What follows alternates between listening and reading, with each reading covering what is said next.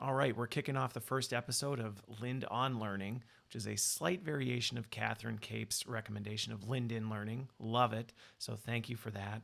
And the first question I'm going to answer comes from Mark Britz.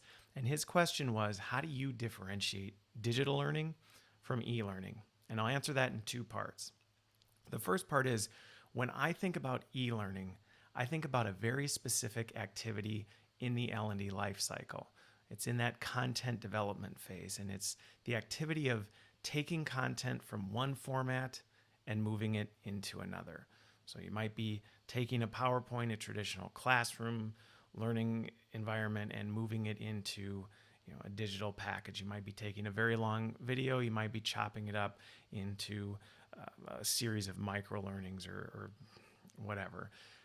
Not bad, not necessarily anything wrong with it, but it's not the whole picture. And that's where I think digital learning is different. Digital learning is looking at that entire L&D life cycle from soup to nuts, beginning to end, and looking at that through the lens of how is technology playing a role in all of this. So when I think digital learning, I'm not just looking at content and looking at changing it.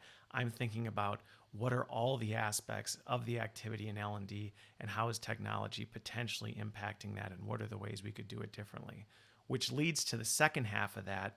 And to me, digital learning is about bringing an entirely different mindset to learning and development. And that mindset is the mindset of constantly challenging what can be done and looking at what are the new possibilities. The reality is technology is changing all the rules. Things that we've said we couldn't do before, we can. And there are few remaining things that we still maybe can't do with technology. I am confident we will be able to do in the not too far off future. Now, digital learning doesn't mean you just chase the new shiny object just because.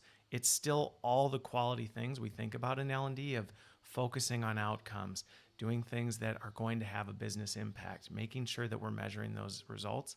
But it's about constantly challenging the how we actually accomplish that. So hopefully that answers your question, Mark.